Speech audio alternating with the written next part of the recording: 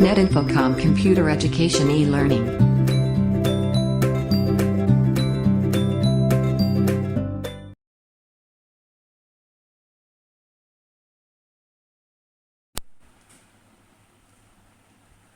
Hello student, ये मेरा tele के रिगार्डिंग तीसरा वीडियो मैं आपके सामने डाल रहा हूँ। मेरा उद्देश्य है कि आपको अच्छी शिक्षा देना, अच्छे से आप इसको समझ पाए। यदि आपको कुछ इसमें प्रॉब्लम होती है तो आप मेरे को कमेंट करके ज़रूर बताना। तो हम इसमें आगे शुरू करते हैं। मैंने आपको इसमें टेली में कंपनी बनाना, टेली को में कंपनी को अल्टर करना, उसको डिलीट करना, टेली गोल्ड पासवर्ड वगैरह अप्लाई करना, ये सारी चीज़ें मैंने आपको बता दी। अब नेक्स्ट उसमें हम आगे बढ़ते हुए देखते हैं कि देखिए, ये जब हम टेली में कंपनी क्रिएट करते हैं तो कंपनी क्रिएट करने के बाद हमारे सामने ये ऑप्शन आते हैं, जो इस तरीके से विंडो अपीयर होती है, जिसमें ऊपर लिखा होता है tally.erp9। ये जो कंपनी जिसमें हम वर्क कर रहे हैं, अभी तक हमने इसमें कोई एंट्री नहीं की है तो ये अपने को नहीं शो कर रहा है। इसका करंट पीरियड आ रहा है 1 अप्रैल से 31 मार्च।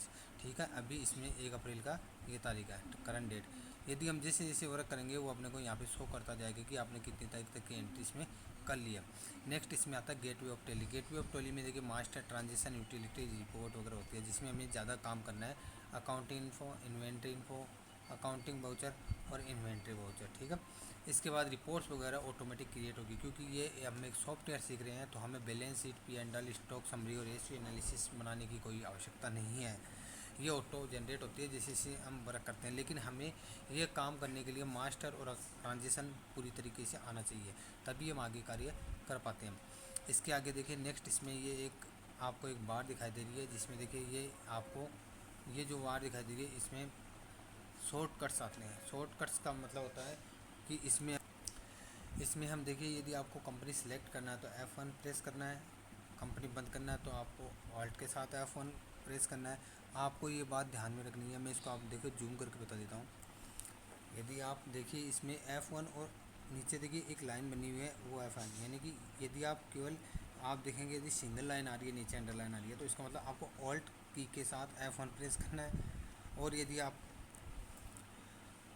डबल लाइन देखते हो, डबल अंडरलाइन देखते हो, तो इसका मतलब आपको कंट्रोल के साथ वो की प्रेस करनी है। इसके बाद यदि आपको डेट चेंज करनी है तो देखिए, जिसमें F1 F2 दबा के इसमें देखिए करंट डेट चेंज कर रहा हूँ। ठीक है, इसके अलावा यदि मैं इसमें पीरियड चेंज करना है तो ऑल्ट के साथ F2 दिया हुआ है, तो मैं ऑल्ट के साथ F2 प्रेस करके आपको बता रहा हूँ, तो आप इसमें पीरियड चेंज कर सकते हैं। ठीक है, नेक्स्ट इसमें आ रहा है कि आप कंपनी को जैसे सेलेक्ट करने के लिए F1 मैंने दबाया, तो आप इसमें कोई भी कंपनी जिसमें आप काम करना चाहते हैं वो कंपनी आप इसमें सेलेक्ट कर सकते हैं। कंपनी को बंद करना है तो आप ऑल्ट F1 दबा के इस कंपनी को शट डाउन कर सकते हैं। ठीक है, F3 ऑल्ट F3 का मतलब होता है कि आप कंपनी से रिलेटेड इन्फॉर्मेशन इसमें ले सकते हैं। जैसे मैंने ऑल्ट F3 बताया, तो आप इसमें कंपनी में सेलेक्ट कर सकते हैं, बंद कर सकते हैं, बना सकते हैं नई कंपनी, उसको अल्टर कर सकते हैं, उसमें वर्ल्ड पासवर्ड लगा सकते हैं, उसको स्प्लिट कर सकते हैं, रिस्टोर बैकअप ले सकते हैं। ठीक है, इसके अलावा देखिए इसमें कनेक्ट के लिए ऑप्शन होता है, और नीचे देखिए फीचर्स आ रहे हैं F11 F12 कॉन्फ़िगरेशन। F11 अपने बहुत काम का, क्योंकि हमें यदि टेली सीखना है तो इन फीचर्स को सीखना जरूरी होता है। तो मैंने F11 यहाँ पे प्रेस किया तो अपने पास 3 ऑप्शन आते हैं, अकाउंटिंग फीचर, इन्वेंट्री फीचर और स्टेटस टैक्सेशन। ये एक एक करके हमें ये करते हुए ये सारे ऑप्शन अपने को सीखने पड़ेंगे। इसी तरह F2 दबाएंगे तो देखिए, और F3 दबाएंगे तो देखना।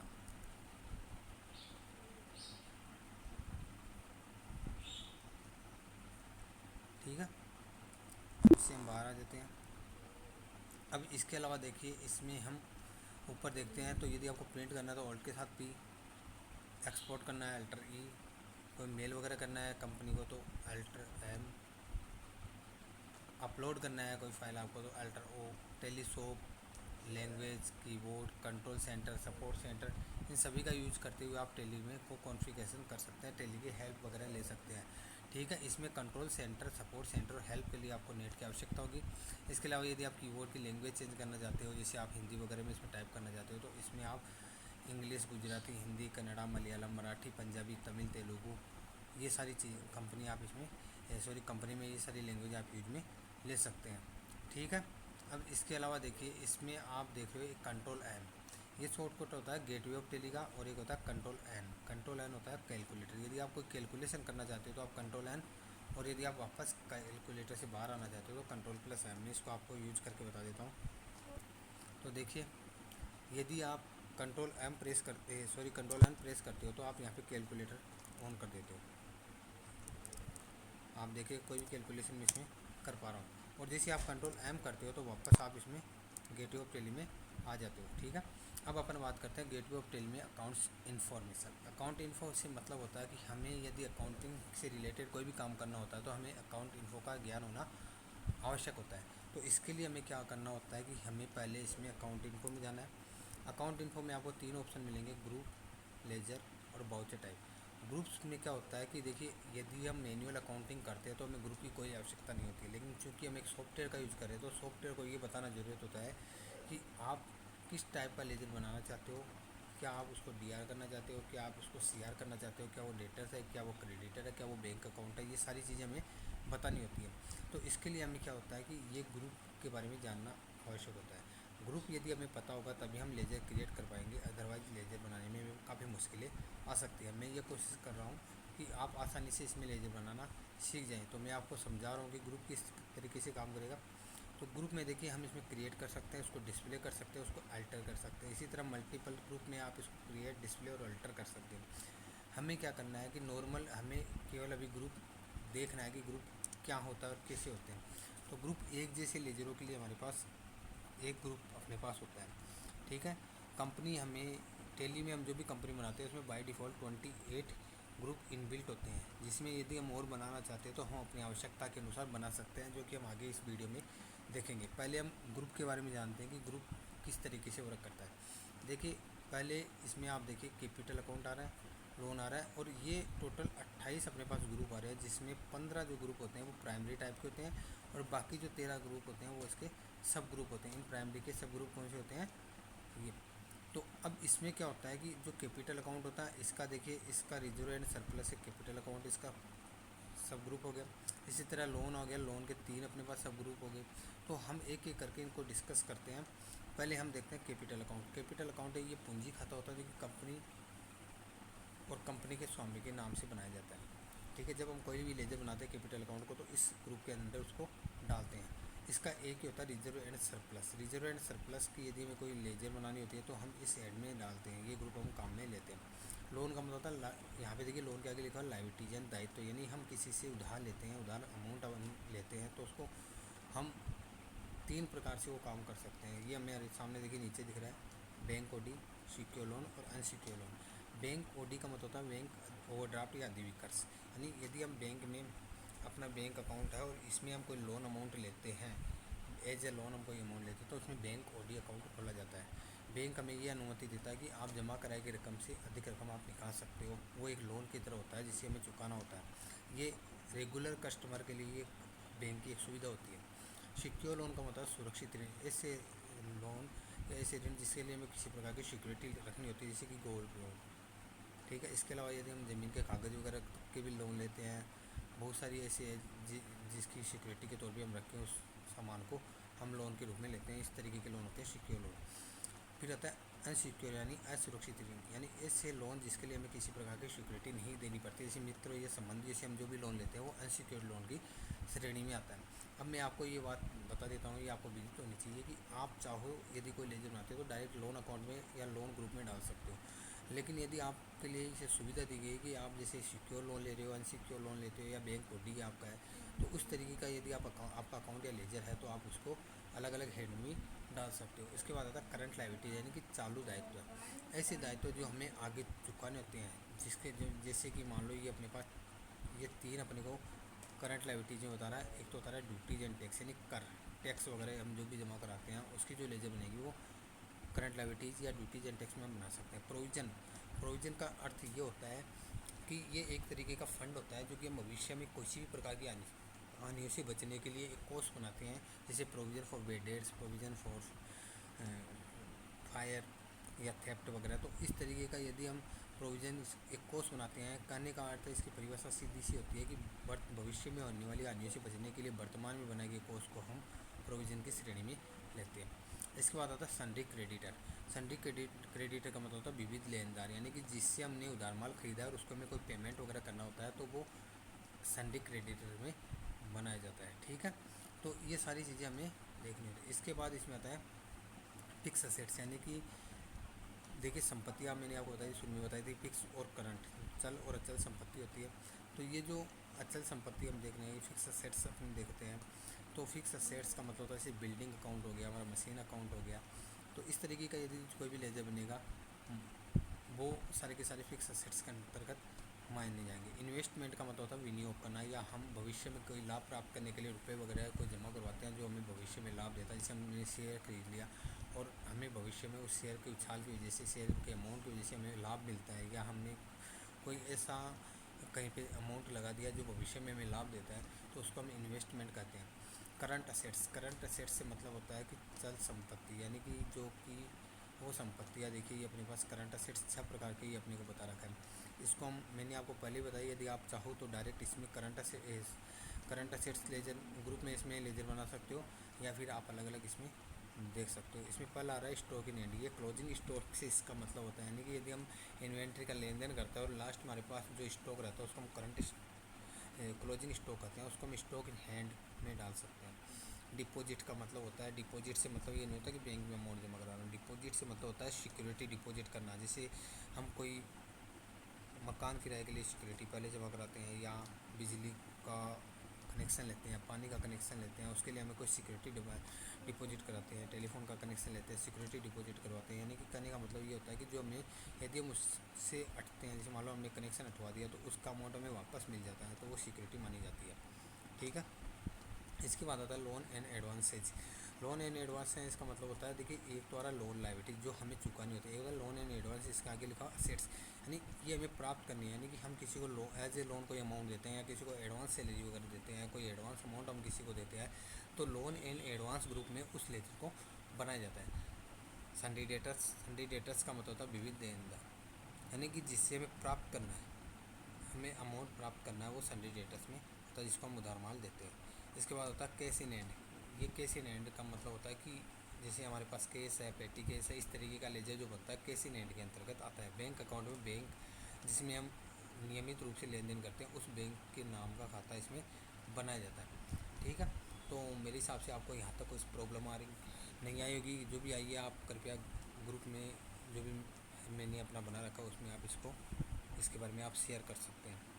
ठीक है। उसके बाद आता है इसमें मैस्कुलस एक्सपेंसेस, यानी कि वो खर्चे होते हैं जो कि कंपनी की शुरुआत के समय करते हैं, कानूनी आवश्यकताओं की पूर्ति के लिए हम इसको खर्चे कमाते हैं, तो वो सारे के सारे खर्चे इस ग्रुप के अंतर्गत आते हैं। ब्रांच एंड डिवीजन, यदि अपनी संस्था की और कोई ब्रांच है तो उसका जो लेजर बनता है वो इसके अंतर्गत आता है। सस्पेंस अकाउंट, ये संदेहास्पद खाते से संबंधित लेजर बनाया जाता है। इसमें सेल्स अकाउंट में सेल्स परचेज, ये आपको पता है परचेज और सेल्स का लेजर हम जो बनाते हैं वो सेल्स परचेज के अंतर्गत इसमें माना जाता है। इसके बाद इसमें आता है डायरेक्ट एक्सपेंस और इनडायरेक्ट। डायरेक्ट एक्सपेंसेज वो खर्चे होते हैं, जैसे मान लीजिए आप रेंट चुका रहे हैं, सैलरी वगैरह आप दे रहे हो, तो वो अपने डायरेक्ट एक्सपेंसेज है, वो सीधे तौर पे अपने इनकम को प्रभावित करते हैं, वो डायरेक्ट एक्सपेंसेज होते हैं। और इनडायरेक्ट एक्सपेंसेज वो होते हैं, ये P&L में शो होते हैं नॉर्मली।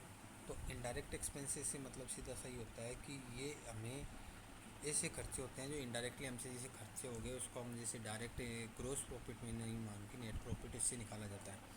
ठीक है। तो इनडायरेक्ट एक्सपेंसेस से सीधा सा मतलब हो गया, जैसे एडवर्टाइजमेंट एक्सपेंसेस हमने कर लिया, कोई ऐसे खर्चे जो अपने मतलब जिसको हम डायरेक्ट नहीं जोड़ पा रहे हैं, जो अपने ग्रोस प्रॉफिट में नहीं ऐड हो रहे हैं, लेस नहीं हो रहे हैं, तो इस तरीके का जो खर्चे होते हैं, एडवर्टाइजमेंट एक्सपेंसेस हो गया, कमीशन, डिस्काउंट्स वगैरह। ठीक है। और इसके अलावा इंटरेस्ट हम किसी को देते हैं तो वो एक्सपेंसेस इनडायरेक्ट हो गया। इसी तरह डायरेक्ट इनकम और इनडायरेक्ट इनकम होती है। डायरेक्ट इनकम वो होती है जो सीधे तौर पे हमारे बिजनेस से हमें प्राप्त होती है, और इनडायरेक्ट इनकम वो होती है कि जो हम एक अलग तरीके से उसको प्राप्त करते हैं, जैसे हमारे पास बैंक से ब्याज प्राप्त हो रहा है, हम किसी से कमीशन ले रहे हैं, ठीक है, ब्रोकेज में प्राप्त हो रहा है, दलाली वगैरह, तो इंटरेस्ट आ गया, कमीशन आ गया, डिस्काउंट्स वगैरह हम ले रहे हैं, तो वो सारे इनडायरेक्ट इनकम हमारी मानी जाएगी। ठीक है। तो इस तरीके से मैंने आपको ये टोटल 28 ग्रुप के बारे में बता दिया। यदि इससे रिलेटेड यदि आपको कोई समस्या आपको आ रही है तो आप मेरे को ग्रुप में शेयर कर सकते हैं और हमें कमेंट कर सकते हैं। अब मैंने आपको जो ग्रुप के बारे में बताया, मैंने आपको बताया टोटल 28 ग्रुप होते हैं। आप यदि कोई नया ग्रुप यदि आप बनाना चाहते हो तो उसके लिए हमें यहाँ पे ग्रुप ऑप्शन में 2 ऑप्शन आते हैं, सिंगल और मल्टीपल। सिंगल में मतलब एक करके हम ग्रुप बना सकते हैं, और मल्टीपल में क्या होता है कि हम एक साथ एक जैसे ग्रुप बना सकते हैं। अल्टर का मतलब उसमें परिवर्तन करना, डिस्प्ले का मतलब उसको देखना होता है। तो मैंने जैसे क्रिएट करना है, तो यहाँ पे देखिए कि जो नॉर्मल जो अपने ग्रुप बने हुए हैं उसी ग्रुप में से हमें ये बनाना होता है। जैसे मालूम मैंने यहाँ पे बना लिया ड्राइंग, हालांकि ये लेजर बनता है, तो हम चाहे तो ग्रुप बना के उसको ड्राइंग में अलग से डाल सकते हैं। तो ये जो कि टोटल 28 ग्रुप अपने पास आ रहा है, उन्हीं में से ही हम बना सकते हैं। तो हमने जैसे ड्राइंग है तो ये आपको पता ही कैपिटल होता है, तो कैपिटल में से इसको कम करना होता है, तो आप जैसे इसको काम में ले सकते हैं। तो इस तरीके से आपने ये ग्रुप बना लिया। अब जैसे ये ग्रुप बनता है तो आप इसको कहाँ पे देखोगे,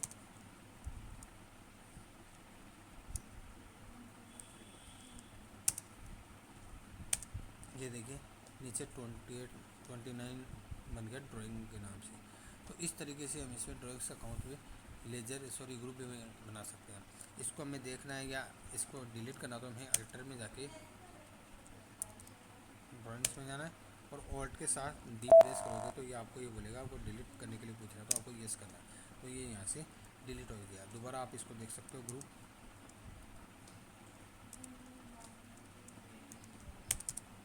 हम देखिए 28 हो गया दोबारा, तो यहाँ पे अपने पास नहीं है। तो इस तरीके से हम ग्रुप बना सकते हैं। इसमें ग्रुप के बारे में हम और आगे जानकारी जैसे जैसे वर्क करेंगे हम इसमें देखते जाएंगे, ताकि आपको आसानी से समझ में आए। अब इसके बाद नेक्स्ट अपने पास आता है लेजर। तो लेजर देखिए कि मैंने आपको यदि आपके ग्रुप समझ में आया तभी आप लेजर क्रिएट कर सकते हो, अदरवाइज़ लेजर जब आप बनाओगे तो लेजर बन तो जाएगा लेकिन आप उसको सही तरीके से नहीं बना पाओगे। तो मैं आपको इसको बनाना सिखा रहा हूँ। यदि आपको नहीं समझ में आएगा तो लेजर का मैं एक अलग से वीडियो बना दूंगा, लेकिन आपको इसके लिए मेरे को बताना पड़ेगा कि ये लेजर मेरे समझ में नहीं है, आप इसको समझाओ, ठीक है। तो इसके बाद लेजर में भी वही अपने पास ऑप्शन आ रहा है, create display alter, create display और अल्ट। क्रिएट का मतलब होता है बनाना, डिस्प्ले का मतलब देखना, अल्ट का मतलब उसमें परिवर्तन करना। यदि हमें एक जैसे नेचर के लेजर एक साथ बनाने हैं तो हम क्रिएट में जाके बना सकते हैं। तो दोनों तरीके के हम देखते हैं। पहले हमें क्या करना है, क्रिएट में आपको एक चीज़ बता देता हूँ कि इसमें ऑलरेडी दो केस और प्रॉफिट एंड लॉस अकाउंट, दो लेजर ऑलरेडी बने होते हैं, इनबिल्ट होते हैं। इसमें हम और बनाने होते हैं तो हम इसमें बना सकते हैं। तो बनाने के लिए आपको क्या करना है, क्रिएट करने के बाद आपको क्या करना है, इसमें जैसे मान लो मेरे को बैंक अकाउंट बनाना है, तो मैंने यहाँ पे लिखा SBI अकाउंट, तो बैंक का नाम आ गया। और इसके बाद मैंने यहाँ पे लिखा बैंक अकाउंट। देखिए आप जो भी बना रहे हो वो आपका जो हमने 28 ग्रुप के बारे में डिस्कस किया था वो हमें राइट साइड में देखिए यहाँ पे दिखाई दे रहा है। तो आप इसमें बैंक अकाउंट बना सकते हो। यहाँ पे आपको अकाउंट नंबर वगैरह डालने होंगे, जो कि वैसे कंपलसरी नहीं है, लेकिन यदि आप डाल देते तो ईजी रहेगा। इसके अलावा आप जैसे ब्रांच नेम जो भी है, ब्रांच जैसे मान लो मैंने यहाँ पे डाल दिया सीकर। चेक बुक यदि आपको चाहते हो तो इसके बारे में अपने को शेयर करना है, इसका एक अलग से वीडियो बनाया जाएगा, तो इसको मैं छोड़ रहा हूँ एक बार। यहाँ पे इसका एड्रेस जो भी है,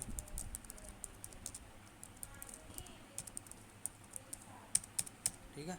यदि आप इसमें मान लीजिए बैलेंस वगैरह ओपनिंग बैलेंस डालना चाहते हो तो यहाँ पे डाल सकते हो, अदरवाइज़ जब हम एंट्री करते हैं तभी हमें ये ओपनिंग बैलेंस डालना है। तो इसको मैंने यहाँ पे सेव कर दिया। अब जैसे मान लो मैंने यहाँ पे लिख दिया कोई भी राम अकाउंट, ये अपना राम एंटरप्राइजेज, ये अपना डेटर है, तो संडे डेटर्स नाम से मैं इसमें यहाँ पे देखिए maintain balance bill bye bill, अभी ये ऑप्शन अपने पास आएगा नहीं, इसको नो रखना। इन्वेंट्री बिल अफेक्टेड नो रहेगा बाय डिफ़ॉल्ट। ये परचेज जो सेल्स में ये होता है, बाकी में नो रहता है। ये राम एंटरप्राइजेज, यदि आप इसका कोई एड्रेस लिखना चाहते हो तो यहाँ पे एड्रेस लिखना है, पिन कोड वगैरह डाल के इसका पेन नंबर वगैरह ये हमें यहाँ पे डालना है। और इसके बाद इसको ओपनिंग बैलेंस यदि है इसका तो आप इसको डाल के इसको यस कर दो। तो इस तरीके से हमने यहाँ पे दो लेजर बनाए हैं। तो लेजर को देखिए कि जब हमने इसको बनाया है तो आप इसको कहाँ पे देखोगे, डिस्प्ले में देखोगे। मैंने यहाँ पे डिस्प्ले में देखिए, मैंने बताया दो ऑलरेडी बने होते हैं, case and profit and loss account और राम एंटरप्राइजेज और SBI अकाउंट, ये हमने दो इसमें बनाए हैं। यदि आप इसमें कोई चेंज करना चाहते हो तो आपको क्या करना है कि आपको चेंज करने के लिए इसमें भी जाके कर सकते हो आप, जैसे SBI अकाउंट, इसमें केवल आप ओपनिंग बैलेंस वगैरह यही चेंज कर सकते हो। और पूरा यदि आपको चेंज करना है तो आपको ऊपर वाले सिंगल लेजर वाले में जाके ऑल्ट करना पड़ेगा। ये देखिए अब आप इसमें पूरा चेंज करके इसको अल्टर ए दबा के सेव कर सकते हो। एक साथ दबाओगे अल्टर ए तो ये सेव हो जाएगा।